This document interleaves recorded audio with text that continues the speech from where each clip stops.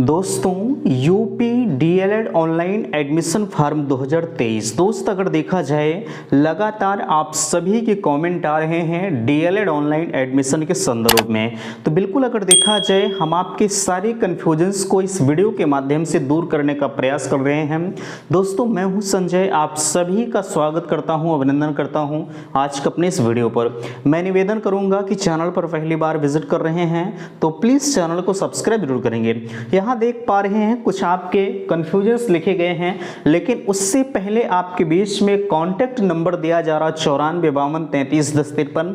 अगर किसी भी प्रकार की समस्या हो रही है तो बिल्कुल आप इन व्हाट्सएप नंबर पर संपर्क कर सकते हैं बेधड़क किसी भी प्रकार की समस्या के लिए, ठीक है। और मैंने आपसे कहा आपके लिए व्हाट्सएप ग्रुप बनाया गया है जिसकी लिंक मैंने डिस्क्रिप्शन बॉक्स में दे रखी है। अगर आपको व्हाट्सएप ग्रुप ज्वाइन करना है तो बिल्कुल आप ग्रुप को ज्वाइन कर लीजिए। अधिकतर कंफ्यूजन्स अभ्यर्थियों के द्वारा ही आपके दूर हो जाते हैं। जिनके कुछ ज़्यादा रहते हैं वो हमारे पास मैसेज करें, मैंने नंबर आपके बीच में दे दिया है, हर किसी के पास ये नंबर है, ठीक है। जिनके भी डाउट्स होते हैं सारे डाउट्स को हम क्लियर करने का प्रयास करते हैं। चलिए, जो आपके डाउट्स यहाँ बन रहे थे देख पा रहे हैं, कहा जा रहा है आपके एक कन्फ्यूजन्स हैं। सुबह एक पेपर कटिंग आई थी जिसमें कहा गया था कि 2,26,350 सीटों पर प्रवेश की बातें कही जा रही थी, लेकिन अगर हम फैक्ट आपसे कहें तो जो वर्तमान समय में 2023 के लिए प्रवेश प्रक्रिया चल रही है वो 2,33,350 सीटों पर प्रवेश की प्रक्रिया ऑलरेडी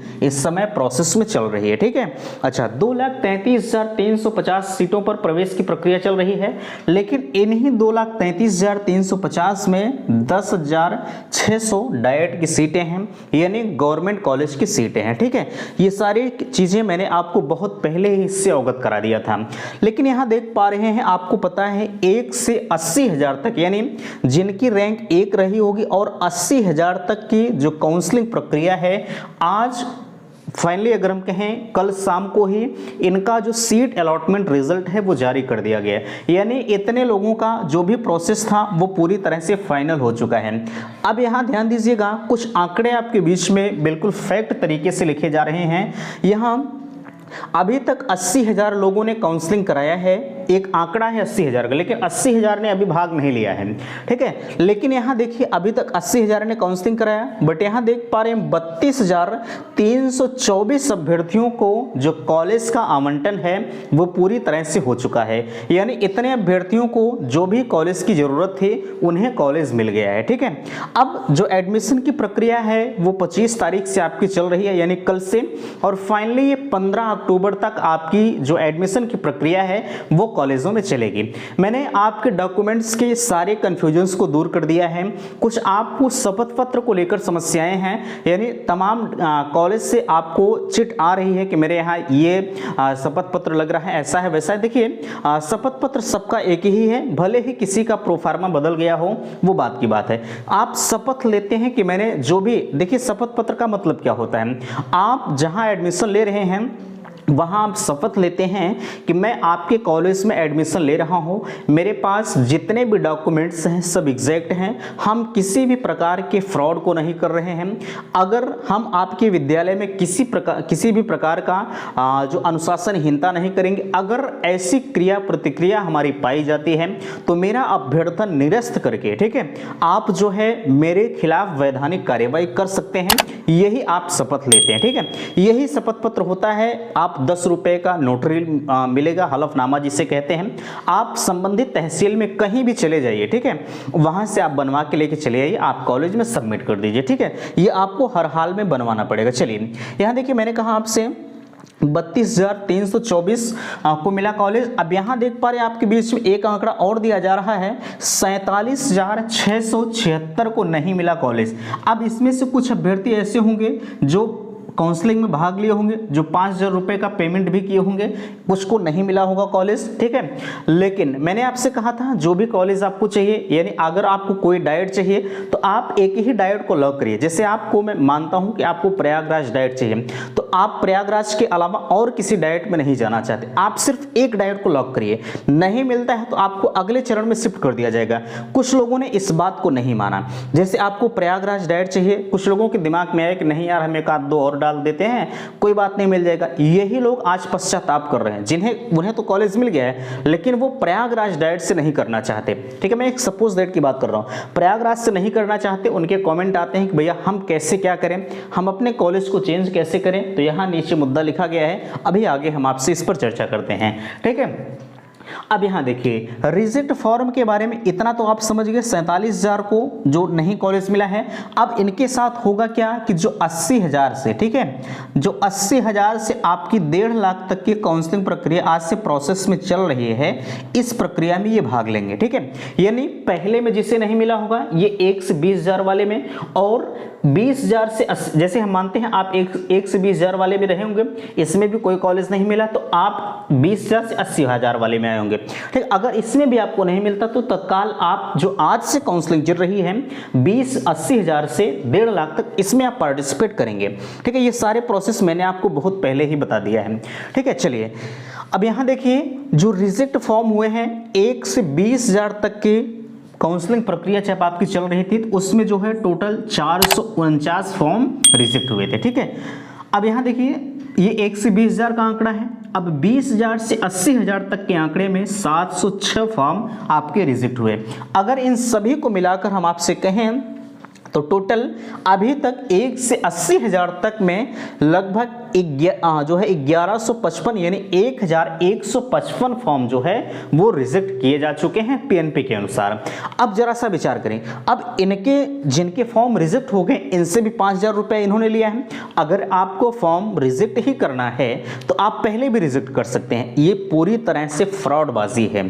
ठीक है, अभ्यर्थियों के भविष्य के साथ खिलवाड़ है। अरे एक तो आप फॉर्म को रिजेक्ट कर रहे हैं, दूसरे आप इनसे पैसा भी ले रहे हैं, तो ये न्याय नहीं है, ये आप पूरी तरह से अन्याय कर रहे हैं। ठीक है, अच्छा यहां तक की बातें आपको समझ में आई होंगी। फिर भी मैं कहना चाहूंगा इतने फॉर्म तो रिजेक्ट हो चुके हैं। बहरहाल आप कह रहे थे कि भैया हम जिनके फॉर्म रिजेक्ट हो चुके हैं उनका जो स्टेटस है हम कैसे चेक कर पाएंगे। बहरहाल मैं आपको बताना चाहूंगा किसी भी प्रकार का आप स्टेटस नहीं चेक कर पाएंगे, ना ही अभी ऐसी कोई लिस्ट ही जारी हुई है कि किसके किसके फॉर्म रिजेक्ट हुए हैं। जिनका कॉलेज अलॉटमेंट नहीं दिख रहा है ये मानकर चलिएगा, कुछ की सर्वर की वजह से नहीं दिख रहा है, कुछ लोगों का इसी में से फॉर्म रिजेक्ट हुआ। बहरहाल आप परेशान नहीं होंगे। ठीक है, आपके लिए भी लगातार संघर्ष किया जा रहा है, क्योंकि जिनके फॉर्म अगर रिजेक्ट आपने कर दिया तो आपने 5,000 रुपया लिया क्यों, इसी बात का जवाब पीएनपी से मांगा जा रहा है, लेकिन उनकी तरफ से कोई भी प्रतिक्रिया इस पर नहीं मिल पा रही है। अगर जो भी मिलता है बिल्कुल चैनल के माध्यम से आपको इन्फॉर्म किया जाएगा। ठीक है, आपके लिए लगातार परिश्रम किया जा रहा है। बहरहाल आप मेरे बारे में क्या समझते हैं वो बात की बात है। चलिए आप अब यहाँ देख लिए 1 से 80,000 तक में यहाँ 47,676 फॉर्म अभी तक रिजेक्ट हो चुके हैं, सॉरी इनको नहीं मिला कॉलेज। अब बात करते हैं, अब आप कह रहे थे कि भैया अगर 1 से 80,000 तक काउंसलिंग प्रक्रिया में अगर इतनी सीटें खाली रह गई तो ये 2,40,000 तक जो हमारी काउंसलिंग प्रक्रिया चल रही है इतने में कितनी सीटें जो है वो खाली रह सकती हैं। विचार करिएगा, मैंने आपसे कहा है कि सेकंड फेज की काउंसलिंग के लिए लगभग 80,000 सीटें खाली रहेंगी।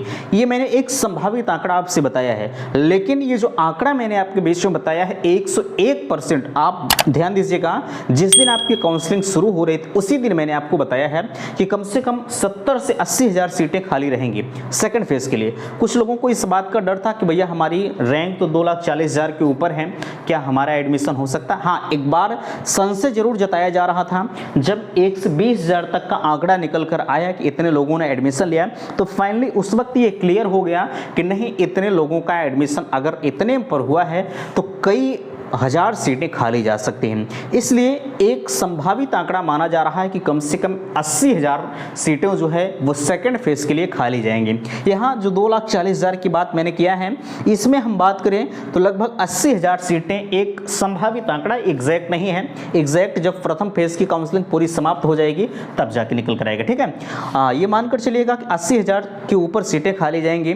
जिनकी भी रैंक जो है 2,40,000 के ऊपर है वो परेशान नहीं होंगे। कुछ लोग हैरान हैं, परेशान हैं कि हमारा एडमिशन कैसे होगा। आपको परेशान नहीं होना, 100% आपका एडमिशन होगा। चलिए अब यहाँ आपके नीचे और चीज़ें हैं। डायरेक्ट एडमिशन शुरू हो गया है, ये आपके लगातार पूछ रहे हैं। भैया विचार करिएगा, कुछ कॉलेज वाले होंगे आपसे कह रहे हैं कि लाइए हम आपका एडमिशन कर लेंगे, ठीक है, जिनकी रैंक जो है 2.5 लाख के ऊपर है। ध्यान दीजिएगा, अगर आपकी रैंक 2.5 लाख के ऊपर है तो डायरेक्ट एडमिशन अभी कहीं नहीं शुरू हुआ है। वो भी इंतजार करेंगे जब सेकंड फेज की काउंसलिंग होगी, नियम से ही चलेंगे। आप भले ही उन्हें डॉक्यूमेंट ले जाकर दे देंगे, लेकिन ऐसा नहीं कि वो पहले में आपकी सीट फिक्स कर देंगे। कुछ कॉलेज वाले कह रहे हैं कि आप लाइए हम आपकी सीट को फिक्स कर दें। किसी कि बस की बात नहीं है, किसी में हिम्मत नहीं, मैं चैलेंज के साथ कह रहा हूँ, किसी में हिम्मत नहीं है कि आपकी सीट को वो फिक्स कर देंगे, ठीक है। ये बिल्कुल मुझे डर इस बात का नहीं है। लोग मेरे पास कॉल करते हैं कि भैया आप एकदम फैक्ट चीज़ें बताते हैं। मेरा एक परम उद्देश्य है, मैंने शुरू से ये बीड़ा उठाया है कि जब भी हम आपको अपडेट प्रोवाइड करेंगे उसमें हम फैक्ट बातों को करेंगे, ठीक है। मेरे रोंगटे खड़े हो जाते हैं जब पूरी तरह से हम एकदम बात करते हैं आपसे, ठीक है। बहरहाल मैंने कहा आपसे किसी में हिम्मत नहीं है, लोग पैसे के लिए पता नहीं क्या क्या करते हैं। मेरे पास भी हर रोज़ 2-4 कॉल्स आ जाते हैं, पता नहीं लोग पर्सनल नंबर कहाँ से जान गए हैं, ठीक है। हर रोज़ 2-4 कॉल्स आ जाते हैं कि भैया मुझे एडमिशन दे दीजिए, हम आपको पर एडमिशन पर इतना कमीशन देंगे। लेकिन मैं कहता हूं कि मैं क्षमा चाहूँगा, मैं आप बच्चों के साथ ये गलत बिहेव नहीं कर सकता।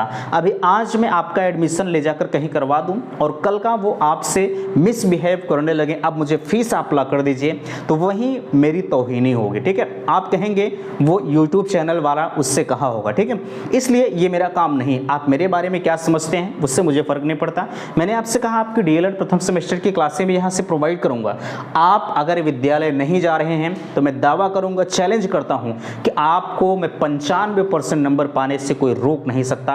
अगर मैं जितना कहूँगा उतना आप कर रहे हैं। बहरहाल हम मुद्दे से भटक गए, ठीक है। लेकिन यहाँ डायरेक्ट एडमिशन अभी नहीं हो रहा है। आप कहीं भी किसी को 1 रुपया मत दीजिएगा। आपकी रैंक भले ही 2 लाख जो है 3,39,000 है, आपका एडमिशन होगा, आप परेशान नहीं होंगे, ठीक है। इसके लिए आप किसी को 1 रुपया भी मत दीजिएगा। जिस तरह से काउंसलिंग चलेगी आप काउंसलिंग प्रक्रिया के तहत ही चलिएगा। डायरेक्ट एडमिशन होना वो तो लास्ट का काम है। 100% डायरेक्ट एडमिशन हुआ है और इसमें भी होगा। सीटें बचेंगी तो बचेंगी, भले ही सेकंड फेज की काउंसलिंग होगी। 5,000 का पेमेंट की लास्ट डेट क्या है? 5,000 के पेमेंट की लास्ट डेट 15 अक्टूबर है। एडमिशन के अंतिम तिथि तक आप जो है 5,000 रुपये का पेमेंट करके, ठीक है, आप एडमिशन ले सकते हैं। अगर आप पेमेंट नहीं करेंगे तो एडमिशन आपका नहीं होगा। एडमिशन नहीं होगा, कॉलेज अलॉटमेंट लेटर भी नहीं डाउनलोड कर पाएंगे तो एडमिशन का होगा, ठीक है। इसलिए आप ये 5,000 रुपये का पेमेंट 2 बार हो रहा है। एक तो काउंसलिंग के दौरान ये पेमेंट करेंगे 80,000 से 1.5 लाख तक जिनकी रैंक है, अगर वो पेमेंट नहीं किए होंगे तो वो 5,000 रुपये पेमेंट करके काउंसलिंग प्रक्रिया में भाग लीजिएगा। और जिनका कॉलेज अलॉट हो गया है, कल के डेट में रिजल्ट आपने देखा, वो भी 5,000 रुपया दे करके जो है कॉलेज को लॉक कर देंगे पूरी तरह से, यानी कन्फर्म कर देंगे कि नहीं मुझे यहाँ एडमिशन लेना है, और नहीं करेंगे तो फंस जाएंगे, ठीक है। चलिए, फाइनल ईयर की मार्कशीट नहीं आई। कुछ लोगों के पास ये समस्याएं हैं कि फाइनल ईयर की मार्कशीट नहीं आई है तो क्या करें। ध्यान दीजिएगा, अगर फाइनल ईयर की मार्कशीट नहीं आई है तो अगर आपके नाम कॉलेज अलॉट हो गया है तो जहां अलॉट हुआ है आप उस विद्यालय में संपर्क कर लीजिए कि महोदय मेरी मार्कशीट नहीं आई है तो लेकिन फोटोकॉपी है मेरे पास, तो क्या आप मेरा एडमिशन कर देंगे। अगर वो एडमिशन कर देते हैं तो आप 5,000 रुपया जमा करिएगा। 5,000 रुपया सीट कन्फर्म करने से पहले आप उनसे संपर्क कर लीजिएगा, नहीं तो होगा क्या पता लगा नहीं करेंगे तो आपका 5,000 रुपया और डूब जाएगा। इससे बेहतर है कि आपके पास अभी वक्त है, समय है, आप उनसे संपर्क कर लीजिए। अभी आपके पास 15 अक्टूबर तक का समय है, बहुत दिन का समय है, इसलिए आप परेशान ना हो, आप चले जाइए। जैसे आप आज किसी ने मेरे पास कॉल किया कि मुझे आगरा डाइट मिला है और ये संभवतः आजमगढ़ के रहने वाली हैं, ठीक है। ये कह रहे हैं कि भैया मेरी मार्कशीट नहीं आई है। मैंने कहा उनसे कि आप आगरा डाइट में चले जाइए, पैसा आप अपने पास रखिए। अगर वो कहते हैं कि एडमिशन ले लेंगे तो फाइनली आप वहीं जाकर डाइट के पास साइबर कैफ पर चले जाइएगा, उनसे बोल दीजिए कि मेरी सीट कंफर्म कर दीजिए और सीट कंफर्म करने के बाद आप अलॉटमेंट लेटर निकालिए, तुरंत लेके चले जाइए डाइट में एडमिशन ले लीजिए, ठीक है। ये प्रोसेस करिएगा और खुदा न खास्ता आप यहीं से सीट कंफर्म कर दें और आप चली गई डाइट और वो कहते हैं कि आप मेरे पास फाइनल ईयर की मार्कशीट रही तब जाके हम आपका एडमिशन करेंगे, और नहीं रहेगी ना तो 5,000 रुपये पहले ही आपने डुबो दिया है, फिर से आप काहे को ऐसा करेंगे, ठीक है। इससे बेहतर है कि आप डाइट में चले जाइए या प्राइवेट जो भी आपको मिले आप वहाँ उनसे पूछ लीजिए, ठीक है। चलिए, यहाँ कॉलेज से संतुष्ट नहीं है, क्या करें। आप लगातार ये पूछ रहे, अगर आप कॉलेज से संतुष्ट नहीं है भैया तो आप परेशान ना हो, आपके लिए संभवतः क्या 100% सेकंड फेज की काउंसलिंग जब होगी तो उसमें आपको मौका दिया जाएगा। लेकिन आपको अगर कॉलेज अलॉट हो गया है, इस कॉलेज को जो है आप एडमिशन नहीं ले रहे हैं जो अलॉट हुआ है, तो दोबारा से जब आप सेकंड फेज में जाएंगे तो वहां पर 5,000 रुपये का पेमेंट फिर से आपको करना पड़ेगा। ये 5,000 रुपये जो आपने फर्स्ट फेज में किया ये समाप्त हो जाएगा। सेकंड फेज में फिर से 5,000 रुपये का पेमेंट करेंगे, उसके बाद ही आप उस काउंसलिंग प्रक्रिया में पार्टिसिपेट कर पाएंगे। ठीक है, तो ये थी आज की अपडेट्स। आशा करते हैं दी गई जानकारी से आप संतुष्ट हैं। प्लीज़ वीडियो को लाइक कीजिएगा, शेयर कीजिएगा और चैनल पर फर्स्ट टाइम विजिट किए हैं तो चैनल को सब्सक्राइब जरूर कीजिएगा। वीडियो समाप्त करते, थैंक्स, धन्यवाद।